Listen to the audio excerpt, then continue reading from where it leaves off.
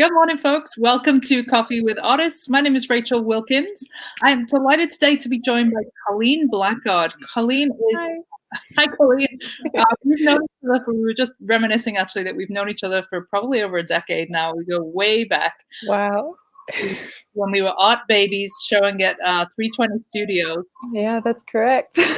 In the day. But for anybody who doesn't know Colleen, she creates these beautiful renderings of barns and kind of scenes from Austin, Texas, and all over Texas, and is also the recipient of the Pollock-Krasner Award, which is incredible. So tell our audience a little bit about your work and kind of how you came to focus on this particular subject that you're so in depth on.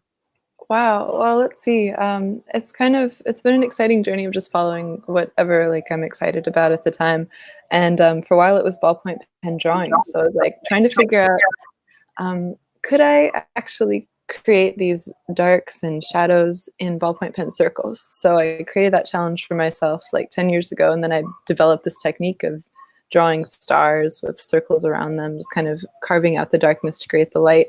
And I did that for a long time, when we met and for years. And with that body of work, I was able to get the Pollock-Krasner grant. And I was so grateful because that allowed me to have a year in the studio to develop my art. So I spent that whole year kind of figuring out, what do I want to do next? Where do I want to take this? And for me, it was moving into painting, into monotype, into large scale. And so I really have been kind of pushing the limits of what can I do? And just that drive has been getting me where I am now, which is painting storms. There's a big one coming, actually. I'm looking at it. So that'll be fun. Tell us where in the world you are right now and what's happening. Right. Well, I left my life in Greenpoint temporarily, and right now I'm back in Austin, Texas. And I went in quarantine for about 2 weeks, and I went to this gorgeous cottage, and I used that time to just to work on my art and to be in the storms and all the things that inspire me right now. I'll be back in nature. And I tell you, when I got there and I saw the bluebonnets, I almost cried. It was just so powerful, and I'm so grateful that I was able to come home. So here I am in Austin, and I'm back with my family, which is really great. I'm here with my parents, and I've turned a room into the studio, but a lot of time I'm out here on our back porch, just watching the weather go by. Beautiful. It's very serene. Thanks. Awesome. So what is, you talked about scale. I remember when we met, you were working very small, very, very small. Oh, yeah, that's right. Little micro. I think we definitely own at least one of your pieces. Yes. Yeah. They were very small, very intricate, like you mentioned, the ballpoint pen. Mm-hmm. I remember that first, we did that charity event in Long Island City. That's right. This, at the time, for anybody who wasn't around, we did this, what was the name of it, Jen? The live sessions where we would art clash. Yes, that's right. We would get 3 or 4 artists together, and we would give them 15 minutes. And Jen was the best compere ever. She was the host, and we would give you guys a topic, and you would have 15 minutes to create something completely random. And I remember that day that there was no ballpoint pens. Oh my gosh. We gave you a marker pen, right? Or somebody gave you a marker pen, a Sharpie, right? Yes, it was a Sharpie. Jen ran out and bought me Sharpies. Thank God. And you totally created this piece. And didn't it sell there and then? Yeah, it did. It sold there to a friend. Right on the spot. I was so honored. Yeah, you guys really launched that for me. I'd forgotten that. Thank you. That was an amazing moment. You're not taking any credit for that, but I just remember that experience because you were somebody who from the get-go, you kind of had your voice. You had your artistic voice. Me personally, I was still experimenting. I still feel like I'm experimenting, but a lot of us were still kind of trying to find our way. But you always had that very clear visual language, right out the gate. And I think that was something that's been consistent throughout your work. When you look at even just the last decade, a Colleen Blackard piece when you see one. Wow. How did you come to that, and what did the journey look like getting to that point? That's amazing. It's just following the light is really what led me there. I just want to capture that awe and joy in nature that I've always loved. And this is the way that developed for me. So for me, I think I'm just capturing what I see, but it really, you're right. I hadn't seen that, but it is my voice. It is kind of, it's coming from within, and just this drive to share that. love enjoying beauty at nature and the light. So how did that translate when you decided to go from this like small scale to really humongous pieces, right? You're doing these. I love working big. It's so much more exciting because then you're within this world. You're building a world for people to experience. And so when they look, like when they have to look up to see the stars, I worked on a piece for 2 years using that circular technique, but then I translated it to ink. And it was this giant starry night, and you have to go look up like 10 feet to see the stars and look down to see the land. And that scale is really exciting because then you're in it. So for me, it was very wonderful. What were the challenges that came from switching from working so small to large scale? Stepping back far enough in a New York studio was the biggest challenge. You had a decent-sized studio. You were in Greenpoint, right? Yeah. Oh, it was beautiful. I had that studio for 4 years. I loved it. Really gorgeous, tall ceilings and beautiful light coming in from the south. Yeah, it was heaven. So other than, kind of stepping back from the work, how do you feel that you mentioned that you enjoy working on large scale? How is the work received in comparison to maybe the smaller works? Do you feel that there's a difference? Yeah, I think it kind of blows them away when they see that it's in marker. That was what you're saying when moved up from ballpoint to scale up in that meticulous stroke to large scale. Moving it to marker was kind of a shock to people because they would see it and think it's a charcoal or something that you can really not spend as much time. But when they saw that it took like a long time to get all those darks, that kind of like surprised them. It wasn't what they were expecting, and I love that moment of surprise. And I think that surprise element, certainly from what I can recall showing with you in the early days, like people were always blown away that this was ballpoint pen, right? Like it was always that reaction. How did you even begin to start creating with ballpoint pen? What led you to that medium? Oh man, it was actually my professors in college at Hampshire College. I had just the best. Judith Mann, she was amazing. And I remember getting a prompt from her that I was getting to the darks too quickly with charcoal. So to take my time and spend more time on the work and just kind of see if I could build up those same charcoal blacks with ballpoint pen. I'm like, okay, which introduced this range of tone that I just love. And it allowed me to meditate and kind of like be in this quiet zone of just creating for a lot longer than I was used to. So I would spend months in the studio just enjoying every minute. So, yeah. So you mentioned you got your BA in, where were you in? Hampshire College. Hampshire College in Massachusetts. Yeah. Did you ever think about going back to get your master's? Oh, tons. It's kind of been just the one thing I've always kind of wondered about. But I've thought about it for me, and for now I've decided that, let's see, I've spent the last 10 years out. I've found an amazing critique group, so I have that influence that I was craving, and to get critiques from really interesting artists that I admire. So I found that in New York, and it's New York Critique Club, and that's been a really wonderful community for that. And then my work is just always developing no matter what, and so I've found ways to grow on my own. So for now, that's exciting for me. And I think you're just a really good example of somebody who has taken the time to really mix in the right circles in New York and go to the right events. And, I don't mean this in the shallow way. It was very intentional, I think. Tell me, was it intentional? Absolutely. Like to get out, and we talk so much about, we talk about this on the podcast all the time, that one of the biggest drivers to, or maybe the birds are so loud. Oh my God, that's amazing. What was that, birds? They're amazing. Sorry. Oh no. Distracted. I was like, those birds are amazing. We don't have a lot of them. But yeah. They're singing these beautiful songs. Martins. So we talk a lot about relationships and how they're just so crucial to success, right? Like yes. You can have all the training and all the education in the world and not move in the right circles, and those opportunities might not come to you. Right. You can really make some very important relationships, especially with the luxury of being in New York City. Like for maybe an artist that's out there that is looking at, this new landscape and thinking, well, how do I get out and, get my work in front of the right people? Can you give any kind of feedback on that? Yeah, you just do what I did. Like the first night I got off the plane when I moved to New York 10 years ago was go to an art opening. I wanted to know where they were. I discovered Williamsburg. I created my own map because I didn't have one at the time of all the galleries that I wanted to go to. Same in Chelsea. I met people who were also going out when I was going out, and then we would go to Chelsea openings every Thursday night. So I'm really grateful for all that time I just spent like with my nose to the ground, just meeting people every week, going to all the shows, seeing everywhere they were. It was just, wow, what an amazing time. I totally recommend that for anyone. And I did that with only like enough money to pay for 1 month of rent in New York, just to kind of try it out.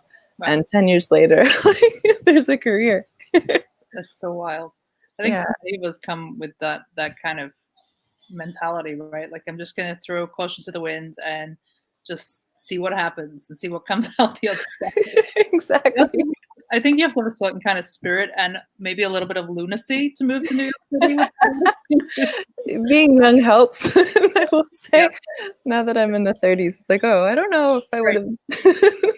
I'm exactly the same. I had that same conversation recently. If I knew what I know now, or if I was 39 pushing 40, and it's a totally different mentality. Like now when I think that I came to New York and had like enough money for 3 months rent and no plan, right? Like, what were you thinking? I know. But here we are. Let's tell the tale.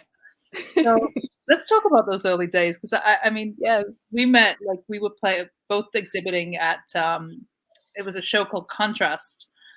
It was at 320 Studios. It was this crazy kind of building where people lived there that weren't supposed to live there, and it was an industrial building, and it was like a real New York experience, right? Like, it's like something you would see on a TV show. There was designers in that building. There was all kinds of shenanigans that went on that we were aware of, but maybe John Stavros is watching this, so I won't. But this event, it was on the top floor of this penthouse, and it was like maybe 4 times a year, something like that. It was called Contrast Art Show, and there was kind of a group, like, I guess we were kind of like a little collective. We didn't really know it at the time, but we were. It was like a core group of maybe 20 artists at the time, and we would, come into this beautiful space. It was like this rooftop penthouse with this tiny little patio where we'd all balcony. The balcony. And, just, there was obviously a bar, and we'd have installations, and we'd have all kinds of craziness. There was, I think, one night we had like we had performance art, and there was many times. There's quite often a lot of naked people. There were a lot of body paintings going on. So it was just kind of like this wild little snippet of time. Like, oh, it was. And it feels like a million years ago to me, because it really was. But, when you think back, like, I credit that time with giving me that fire, like giving me that passion for, wow, this city has so many possibilities. This city, like, really believes in artists, because that's where I started to sell. And what about you? What was that experience like for you? It felt like a Cinderella moment with that first show. Like, same. It was just such a magical venue, and it was so New York. Like, I think that I was in that show 4 months into my time in New York, and wow, it just blew me away. Like, the first night, right off the bat, I met so many wonderful people. I met actually, like, I think a gallerist who invited me to come to the gallery and show my work, and I met some collectors, and I sold, I believe it was 2 of my little drawings right away. I couldn't believe it right off the bat. Yes, it was absolutely magical, and just the community we had. Like, some of those, I have such love for everybody in that space. I think we got to find a way to get everybody on this show. We got to get all that old crew back in this show, because it was a real interesting cast of characters. You had like the Ocean and River Clark, who were just like 2 Renaissance men. Yeah, in the Pudding Factory in Jersey. Gosh. And Tracy with her crazy installations. Oh, I love those. Of course, Mike Wolf. Fritz, yeah. So we should do a little reunion something, I think, at some point. But it was definitely times that I look back on fondly. But, again, like we say, like the age factor now, I think about it, and I'm like, oh God, I didn't go to bed. I know. Those would go into dance parties all night. It was like, what? Go get hot dogs on the corner and come back. Wow, what a time. It was a time. What a time to be alive, for sure. Exactly. Do you see obviously, you know, as you mature, like you know, those kind of the party aspect of the art world is certainly maybe Mhm. a little less appealing. But you know, there's something that we really at this crossroads right now with not knowing how the art world's going to react to what's happening. Yeah. Do you foresee that you? I mean, are you seeing anything cancelled that you maybe had on the calendar for this year? Are you like Yes. what Um, like the it it has affected me. My goal right now is to leave the city and do a lot of artist residencies. I went to this amazing one in Ireland that I totally recommend called Kilrelly in Kerry, and it just blew my mind. I was like, yes, this is what I am doing now. I'm going out there.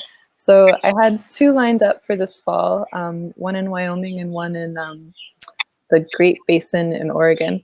So the Great Basin one, they're moving it off until next year. So I'm lucky that it's just postponed. And we'll see about the one in Wyoming. So I'm waiting on that. But I also had a really big solo show I was looking forward to of my work that should have opened this Saturday, actually, here in Texas.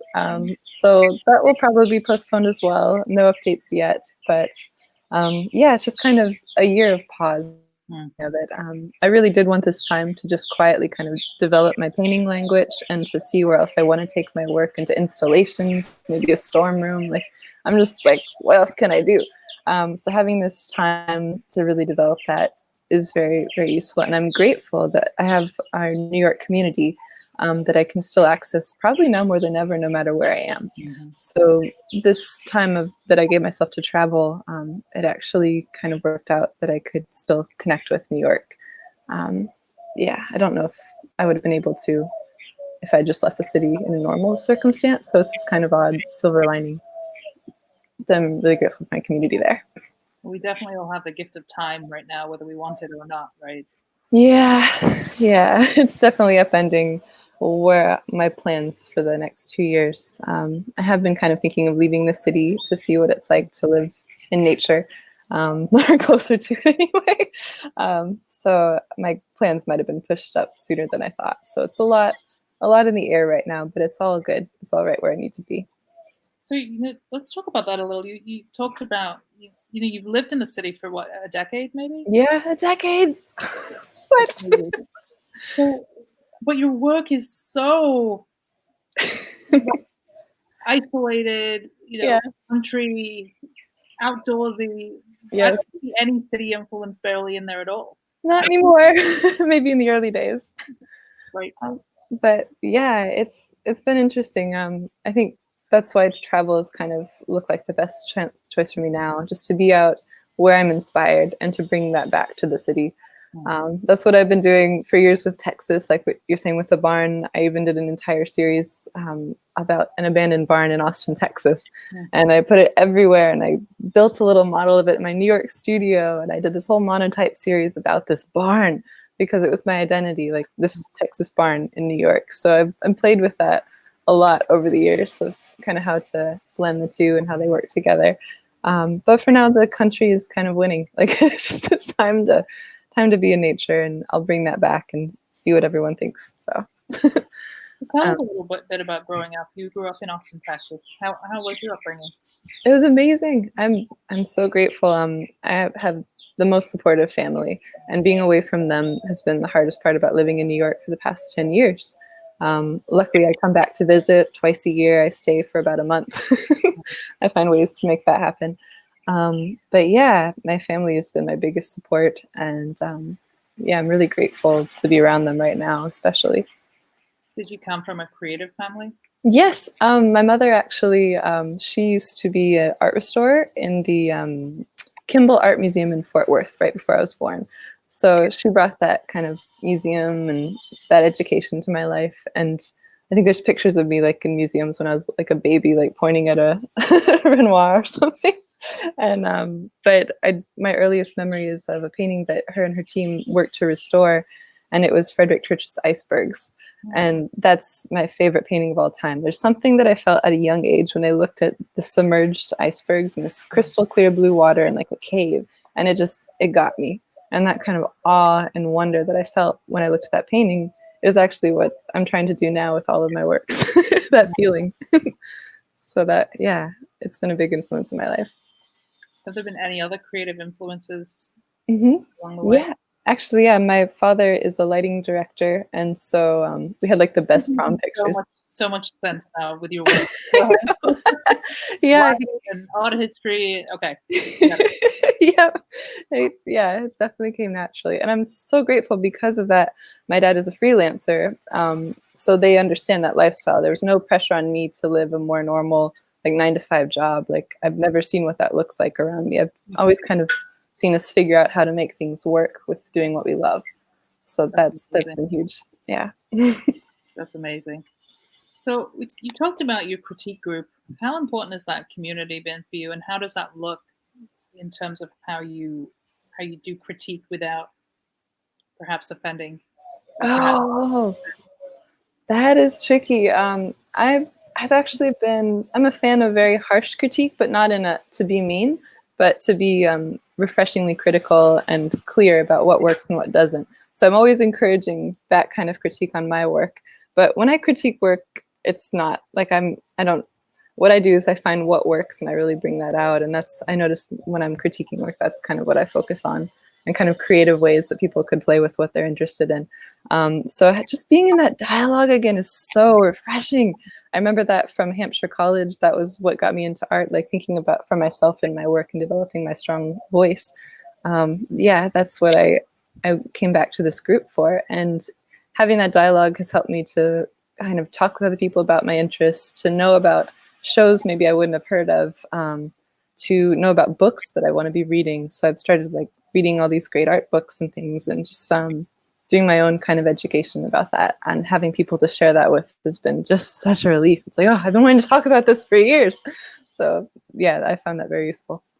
I think there's a lot to be said for just the education that you get from moving to somewhere like New York City.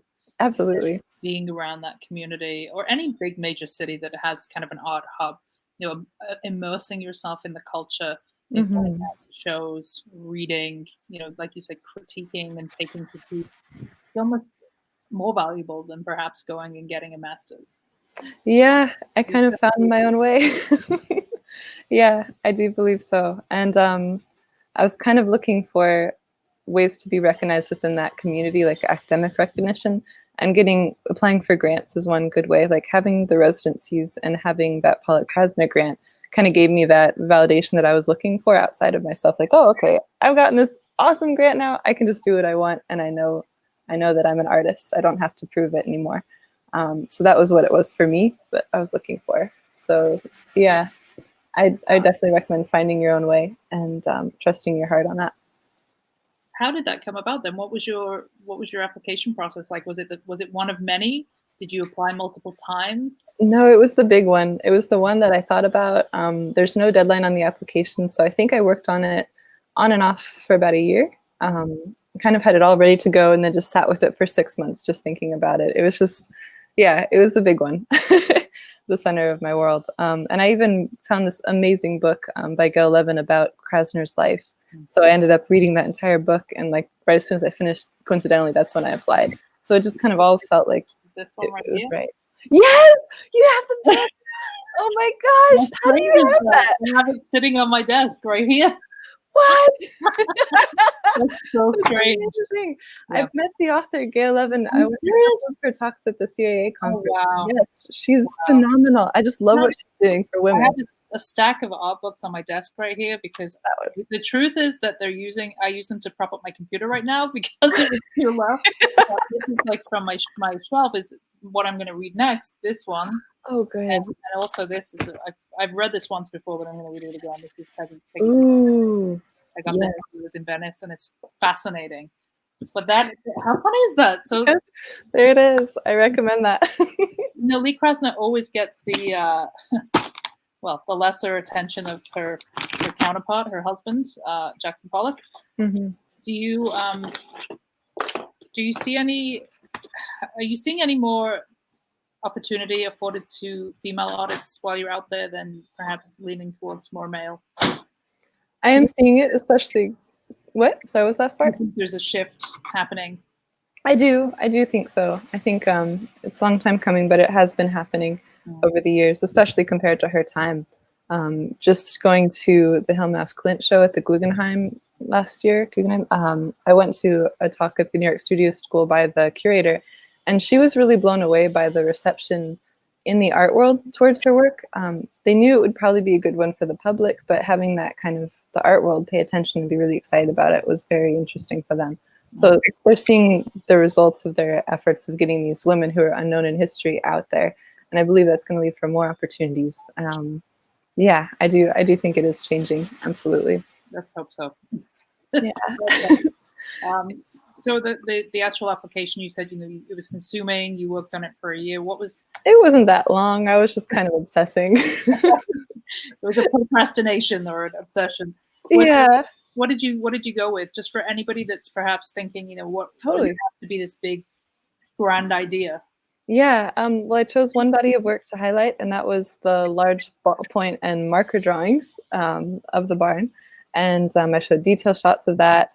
You can show 10 images, and then I did the application, and it was a cover letter and an artist statement and a CV and references. Just your standard, not very many things. You just everything requires usually about that much. So it wasn't too time consuming or anything, but I wanted it to be just right. And so for me, that was in the statement of intent and the cover letter, just kind of showing why me right now, like why is this body of work need this funds right now? What will I do with it? And that was the most important part, I think. I just showed how it would be life-changing to get this. Yeah, not just another show, not just another funding for something. It was like, this is the big one.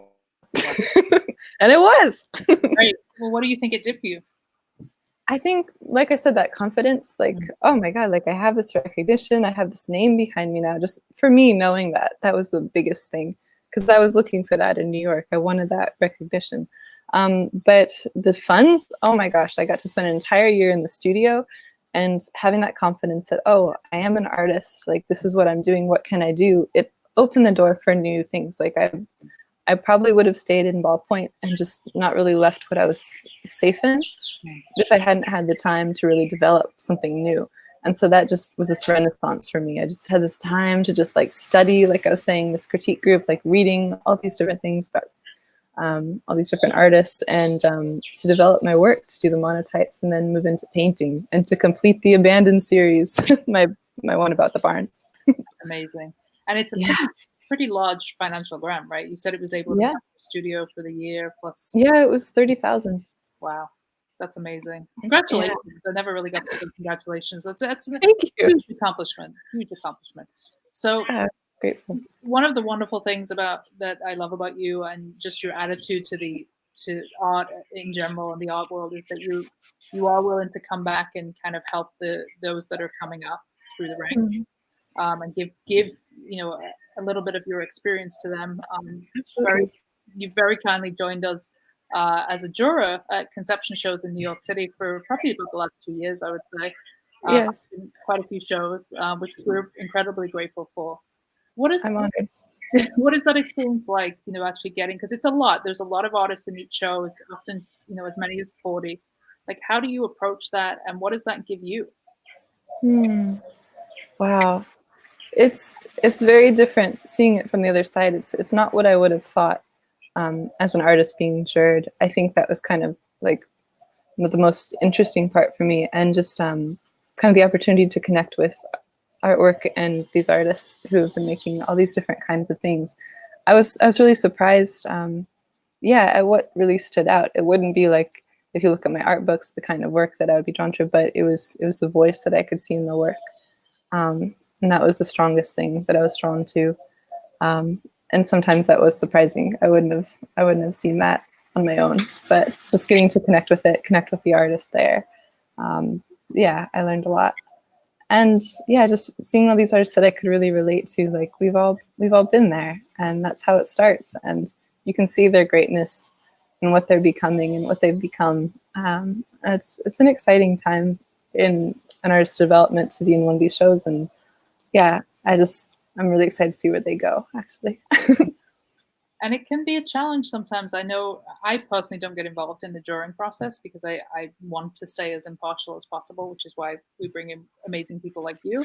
But I find it hard just to not take my personal likes and preferences when you're viewing work, you are obviously instantly drawn to work that you personally like and enjoy.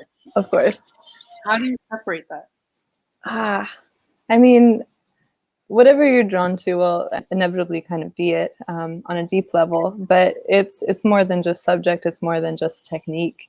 Yeah, it's not about me anymore when I'm looking at the art. That's the difference. It's being over there with them and what they're working on, what they're passionate about, like how they're expressing it. Yeah, that's been, yeah, I just can't think about the work that I would make. I just have to look at what's being done, I guess, and that's the difference. What do you kind of see in your own personal journey as we move forward? Do you see any room for teaching or any room for, anything that really involves working with others? Or do you see Yeah. kind of just the one path towards, what's kind of your big picture goal?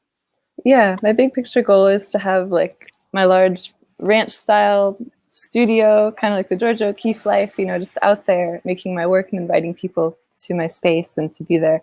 And one thought I've had recently is, what if I could start my own artist residency? Because that's brought me so much joy to go to these places. So kind of seeing how I could do that and perhaps have critique groups there, like just create that community like what we have in New York, bring it to Texas, bring it to other places that I might want to go. And I think that's what's exciting to me now. I could see that as a possibility to have that conversation, create a space for that in the places that inspire me. So for somebody who's perhaps never done a residency, what does that experience look like? What do you kind of take away? What do you go in hoping for? Wow. Well, let's see. I went into the Ireland one and I wasn't really sure what to expect. Getting to go across country in Ireland was just very magical. So that kind of magical element wasn't something I knew I would find when I got there. But having my own cottage and getting to live have a turf stove, like peat stove, and like a cottage right on the solo residency? Were you by yourself? There was a village of 7 different artists, so we each had our own cottage. So it was kind of a hermitage. That was the goal of this one, because of the monks at Skellig Michael and that whole mentality that they brought. So yeah, I didn't expect to find myself at the space, but that's exactly what happened. I got to know who I am in the absence of New York and all of the social life there. I got to know what I want out of my art. I got to know myself. Like if I were at the edge of the world, which I was, and if I were in this place for the rest of my life and didn't interact with anyone, I would still be fulfilled because I'd be making my work for me and falling deeper in love with who I am. Like I got a lot of, in that silence, I could hear my voice the loudest. And you can't really tell people that's what they're going to get when they go to these things. So it could be good or bad, right? Yeah, it definitely was, an interesting place. It wasn't all flowers, but it was really deep, and it was exactly what I wanted it to be. So I recommend them. I'd been in New York for so long, but I didn't realize the value of travel in the development of my work and myself, and how important that actually is as well. So yeah. And that one was in a particularly beautiful part of the world. It was in Kerry? Was it on the Ring of Kerry, that area? Yes, Ring of Kerry and the most westerly part. Just beautiful. Jen and I traveled there a couple of years ago. But the day that we actually drove the Ring of Kerry, it was so foggy that you couldn't see anything. It was gorgeous. It was gorgeous. We would kind of stop at the side of a road and we'd kind of ramble down these little pathways, and there'd be like a little beach there. It's just, it's magical. It's really magical. All these old stones that have been there for centuries. Like you're in this space that's older than anything we're around in New York or Texas. It's like this space is older than us. Like you have to interact with it, and that's an interesting element. Ireland. That's nothing else like it. What was the work like that you came out of the experience with? I surprised myself because I developed my painting language more like I wanted. I did these paintings on plein air of the stones, these like sacred stones, and all these sheep are kind of around me, and I'm sitting here painting in a sheep field. So I got some really great paintings out of it, but I also was kind of figuring out what I wanted my work to do and how far I wanted to push it. So I did these rain paintings where I just rolled acrylic paint on Yupo paper and just put them outside during one of the crazy storms that we had. And then I got them back after like 2 minutes, and they just created these gorgeous patterns. So now I have this imprint of the rain from Ireland. Wow. Which took my work totally, I can't believe I would have never done that if I hadn't gone there. That's amazing. So awesome. So what do you feel that art gives you in terms of strengths, and what does it give you in terms of vulnerabilities? Wow, strengths and vulnerabilities. I mean, you can start with vulnerabilities. Like, you have to be completely authentic in your work. Yeah, for me, it just kind of reveals all of everything that I'm working on as a person. You come up against in your work, like sharing your voice and getting it out there for people to like or dislike, for having that not to affect you. Like, it really puts you in the spotlight to face these things on a large scale. So as a person, has helped me to develop myself as well. Vulnerabilities, yeah. And the strengths I've gotten, yeah, it's definitely confidence and liberation at living the life of my dreams. Yeah. How do you feel when somebody's standing in front of your work? First of all, what do you hope that they experience or take away? And how does it make you feel to get kind of positive feedback?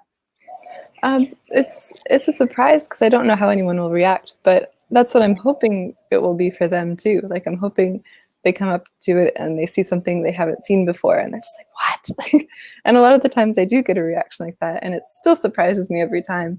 Or like how someone will bring their own stories to the work, and so it's no longer about me, it's their relationship to this piece of art and what that creates for them, and that blows me away every time. Yeah. I remember a series that you did a while back. I forget the name of it, but it was your grandmother. Yeah. It was a piece over the top. It was kind of a narrative on Alzheimer's. That's right. Can you tell us a little bit about that? Mm-hmm. Yeah, it was first called Fading Memories, Emerging Spirit, was a series about her. And then at that show at Orchard Windows Gallery, it was Shifting Perception. Remember? I know. We'll talk about that in a minute, but go ahead. Yeah, it was great. So I would cover my drawings with this transparent mylar, or translucent, so you'd have to touch it to see the work below. And that began because I included a picture of my grandmother that I had sketched right after she passed from Alzheimer's. And I did that drawing at that time just as a way to kind of deal with the situation in front of me and to get the new reality. But I wanted to show it, but it was so incredibly personal. I didn't want it to be seen in that context. So my solution was to cover it with transparent mylar and translucent. So then people would have to reach out to see it. Yeah, and then it kind of evolved into the whole show, where I did a drawing of my grandmother as well. It's a beautiful portrait of her, and I covered it up with drafting film. And then when people would have to reach out to see her, that touched me on a level I didn't expect. I just remember, yeah, the fact that they would reach out to remember her. That really touched me. So I didn't expect that result, but that was very important for me. And yeah, I think it was kind of an exciting texture too to touch, because it was so tactile, like this kind of smooth but feel a little coarseness, and you can just like draw your hand across the landscape to see. I liked that. I liked that people would have to enter the piece in their own way. That was exciting. It was beautiful because of the nature of the material that was covering the piece. You could only small parts of it were revealed with your touch, right? You wouldn't really see the whole piece. Yes, yes. You got to have your own personal exploration of what was happening. That's right. Yeah, and so in the end, it only exists in your memory as a whole, and that's how you'll keep it. It'll exist as long as the memory lasts. Thank you. I hadn't forgotten that body of work. I haven't thought about it in a while. Beautiful. I love that series. It was so beautiful. Did you do you ever think about going really big with that? Really big? Oh wow! Do an entire like 10-foot drafting film. I hadn't thought of that. I like it. That would be amazing. It would be amazing. I mean, there's also that, I don't know about you, but one of my big motivators in my work was I wanted people to be able to touch it. I wanted to be able I remember. Right. I'd be like, just touch it. It's fine. Yeah. Because I felt as a kid growing up and going to museums and going to galleries and going to institutions that there was always this like line that you were not allowed to cross, right? And it always Right. felt like art was so just out of my reach, I guess. And Hmm. so I wanted to draw people in. I wanted people to have that experience, but obviously that doesn't always apply because certain mediums don't allow for touch. But what did you get from that experience of kind of inviting people in? Do you feel that you gained a new insight to how perhaps people interact and are impacted by art? I did, yeah. Like I said, I couldn't imagine how that would affect me personally to have them reach out to see what I was creating. When they had to go that extra mile to see something, that was interesting. That I'd never seen that before, and how they interacted with some people wouldn't even touch the work, even though I told them I could. Like it's okay, you can touch it. No, they wouldn't. It just was too deeply ingrained. Yeah, I can't really control how they respond to it, and so that was an exciting unknown. So let's just circle back on something that you said that made me almost spit out my coffee, but Orchard Windows Gallery. So this is just another one of those what the hell New York stories. It was a gallery. This is going back probably more than a decade. It has to be more than a decade actually. It was during the decade and before, I think. Yeah. So it was a gallery, and I say it was a gallery on the Lower East Side, and it was basically, I think it was like a clairvoyant space It was. because it had like this psychic reading sign in this very Lower East Side, right? Hmm. And then this tiny, tiny gallery space with this character named Dino who ran the space. And Dino just had this air of like, something's not quite right. I don't know what it is. Yeah, It's not quite right. And so a bunch of us had shows there, and it was we did. all going great. And we had these little shows, and we'd have these gatherings and openings on a Thursday night, and everything was great. And then I want to say it was Elam that was having a show, Yeah. and all of a sudden the gallery was locked, Hmm. and his work was locked in there. That's right. I think it was. And then all of a sudden, Dino had been kidnapped, and there was like a ransom, and there was all this craziness. And it turned out, long story short, that he'd staged his own kidnapping.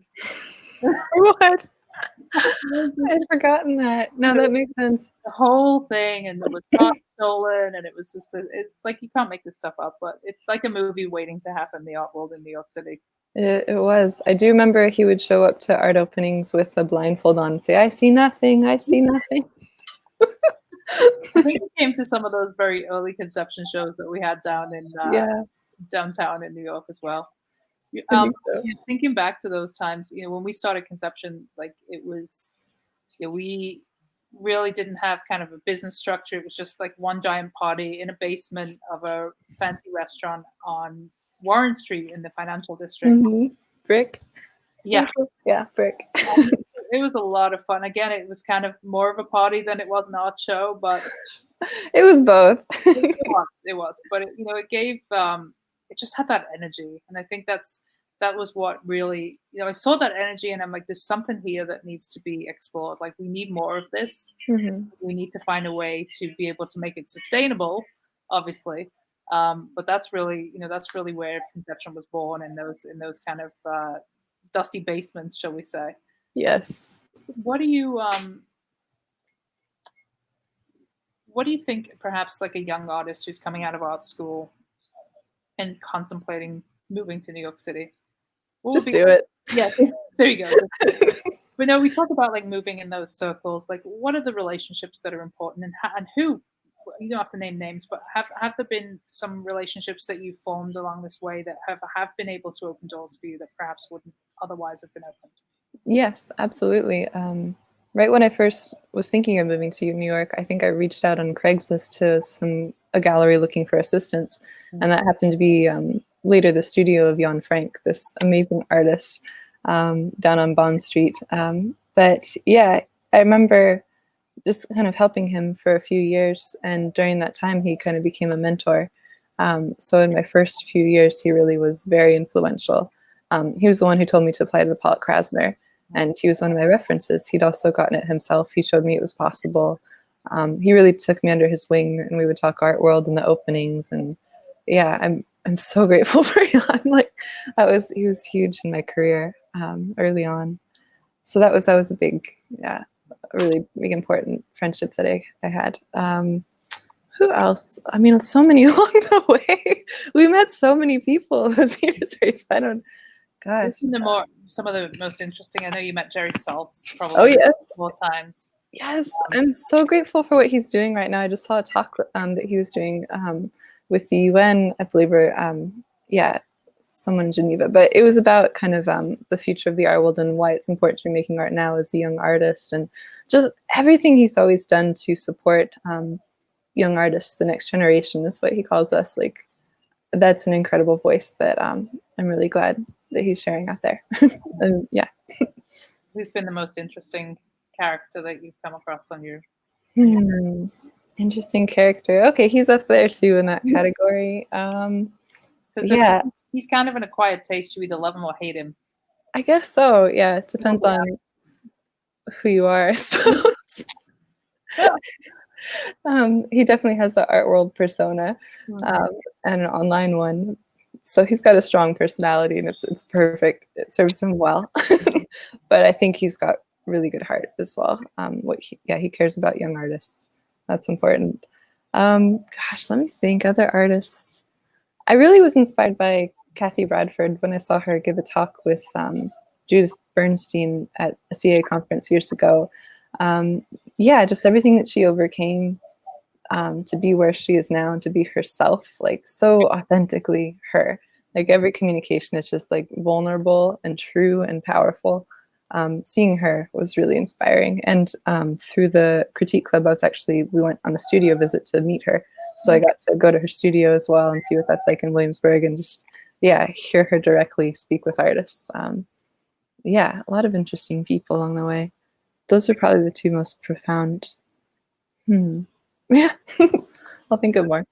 Is there any New York experience, whether that be seeing work in a gallery or seeing work in a museum, perhaps, that has really took your breath away and had a lot of meaning to you? So many. The one that kind of personally resonated was the Bruce Conner show at MoMA years ago, just because of how varied his work was. And he had these kind of star drawings. I was like, wait a minute, I'm doing that. And then he had this whole series about time and kind of like dates, like Ankara kind of style or something. And I was like, wait a minute, I did that in my show. Like I just started to see like different sides of what I was like, do not touch the art, I think was one piece. I was like, what? So just seeing how varied one person's career can be was very validating, like all in one place. I could picture, like as we all do, is like kind of what is my MoMA retrospective going to look like when I get there? And like seeing that was a really good kind of glimmer of what that could be.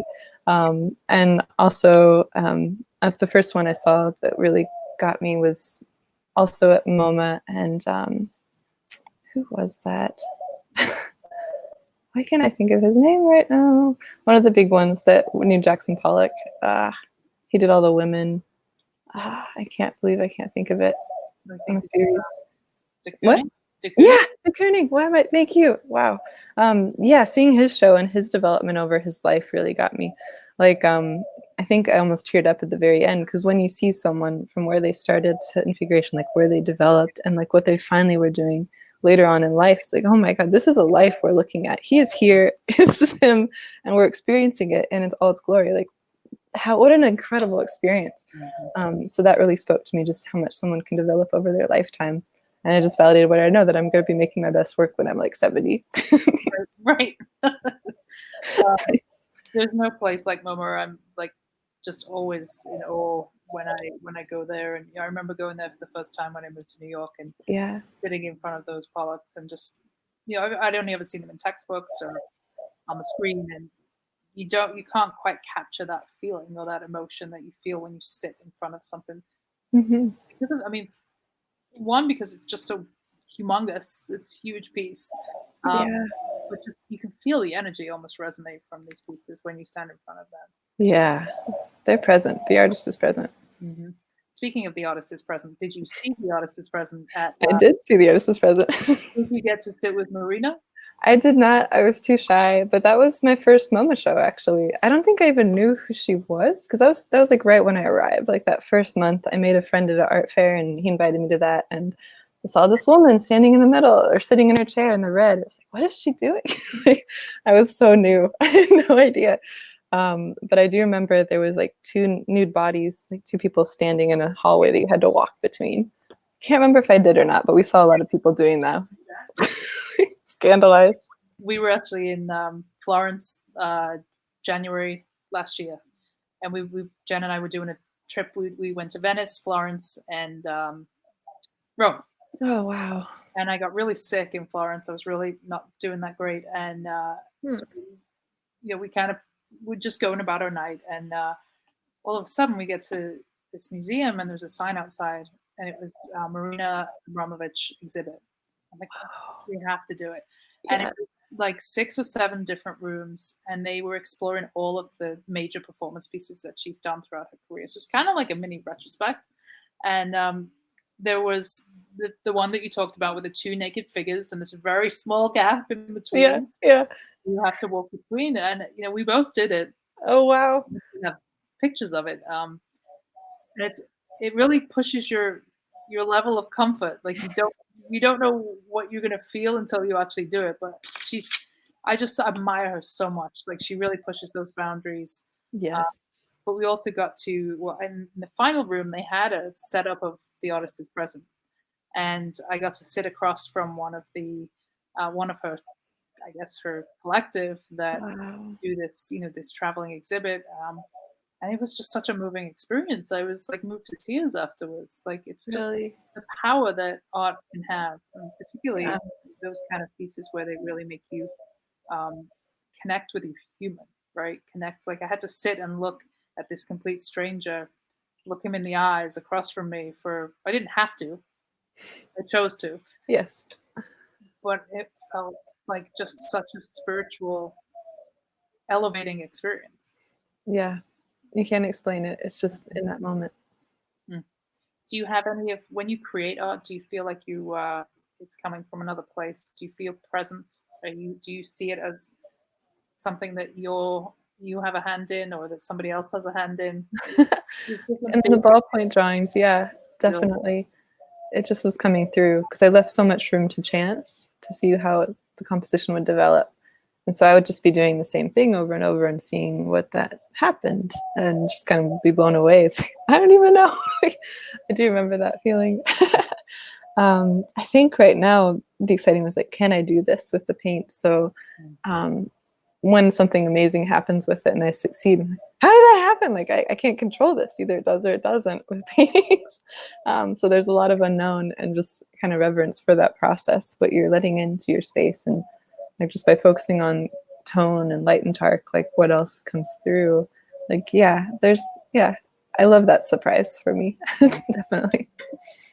So I just want to know, what is it about things like the barn, or what is it about those places that resonate with you so deeply that you want to just explore? Well, the barn particularly, I was fascinated by it, kind of like thinking about the light on the subject. So I wanted to capture that at first, like Monet's haystacks or something. But then when I started to develop that, I realized, oh my God, this is my self-portrait. Like, I identify with this structure. And that gave it a whole nother side. So then it became my story, and using the barn as my symbol. So because I'm the older sibling, I mean, my sister get along great, like we're a year and a half apart, but I always kind of felt like emotionally abandoned when she was born. And we all have our sibling rivalry stories. That was mine. So this was my way of processing in a delightful way. It was just over the top, overly dramatic, just having fun with it, getting it all out and playing with it. Me and my sister both enjoyed the series. Do you think it allowed for personal growth as well as artistic growth? Absolutely, yeah. Oh, it was all personal growth. Just kind of seeing all these different things. Just the one that still strikes me today is Release. This one I did where the barn is kind of being overcome by all these waves in the ocean. And that one I showed with Conception Gallery. Oh, that's right. I remember. That was a wonderful show. I love that. Yeah. And just that piece, kind of like putting it in that show, felt like letting go of my kid to go off to kindergarten. I was like, it'll be okay. Like, I was so attached to that one, and I still am. Like, that's so real. Well, that show was so deep and personal for so many because it was the title of the show was Brink. So Yeah. like kind of take your own interpretation of the word brink, at the brink of something, whether that's good, bad, or Right. ugly. We had everything from, somebody, I think Stephen Hall had the basket of guns, it was the conversation around gun violence at the time. And, Yeah. your amazing piece. It was hard to view that piece because it felt like life was being swept away. Yeah. It was a challenge to look at. That was probably one of yours that I felt the impact of. I felt the weight of it more than any of your other pieces. Mm. And then we had, of course, in the middle of the gallery, we had that two artists, Ken and Eddie, Yeah, Eddie. had their studio destroyed during Hurricane Sandy, and so they proposed to rebuild their studio right in the middle of this gallery. And we had this huge space. It's like So this cool. open gallery, like kind of warehouse space, and they rebuilt that studio. And we actually had the Wall Street Journal came out to that show. That's right. It was kind of crazy, but it was that was another interesting time. But yeah, that piece was there was a lot of drama and a lot of I guess there felt like there was fear in there. Was there fear in there? There was letting go, Mm. sadness. I guess the waves had fear. Yeah, just the things you can't control that are coming. Yeah, still feel that. But just the barn was doing everything it could to stay afloat, but it just needed to let go and sink. I had a future one where it was at the bottom of the ocean, like hanging out with sharks and things, kind of peaceful. So it survived that, but it didn't know that at the time. So Is there one piece that or any pieces in your collection that you would have a hard time letting go of? oh wow. Some of my early works, definitely. I'm really attached to one of the first star drawings that I did. And that whole series was probably my most personal. It was just like coming into my own voice, but it was also at the time a friend passed away. He was 22 and I was like 22. And just having that kind of shock really created that series where I was kind of like looking for him in the stars. So the first piece I did for him, that one, I don't think I could ever let go of. What about looking forward? Is there any one piece that you kind of have on your mind that you? Yes. Looking forward, the next work is, gosh, this whole storm series, because it's not just, like for me, it's a technical exercise in learning how to use my painting language and develop that, but it's also the experience of a storm. So I'm really excited. And it's seriously almost starting to rain, like I'm feeling right now. But that kind of anticipation of a storm building, just right before the lightning strikes, but being inside, being somewhere safe like this, like I want to capture that experience. I want to create that shelter from the storm. So all of these different elements, experiments I'm doing, like I'm taking sound recordings of storms happening. I got some in Ireland, I got footage. I'm trying to figure out how I can put it all together to create, perhaps I did this massive mural, maybe do another storm mural, and create this shelter from the storm and all the different aspects of what a storm is and how it affects the environment, how the rain falls on a leaf, like down to a snail, or like, yeah, just all of that, like macro, micro. I want to create the experience for you. I wanted to build that. So that's what's fueling me right now. Amazing. Well, we look forward to keeping up with you and obviously seeing what's next as always. So just let our audience know where they can learn more about you and your work and perhaps Yeah, what you have coming up. totally. You can go to my website, ColleenBlackard.com, and that's my name, like here, ColleenBlackard.com, and also my Instagram, Colleen Blackard as well. But yeah, I will keep you posted on the future dates of this big solo show when it's rescheduled, and I'll always be posting from these residencies that I have. Fantastic. All right, folks. Well, thank you, Colleen. Thank you for being here. It's Thank always you, Rachel. fun to chat with you. I could hang out with you all day and listen to Yes. the storm, but we have hit that hour mark. So have a wonderful day, folks. Thank you so much for tuning in and for your support. Go ahead and click subscribe if you're watching this on YouTube, and we will be back same time tomorrow. Thanks so much.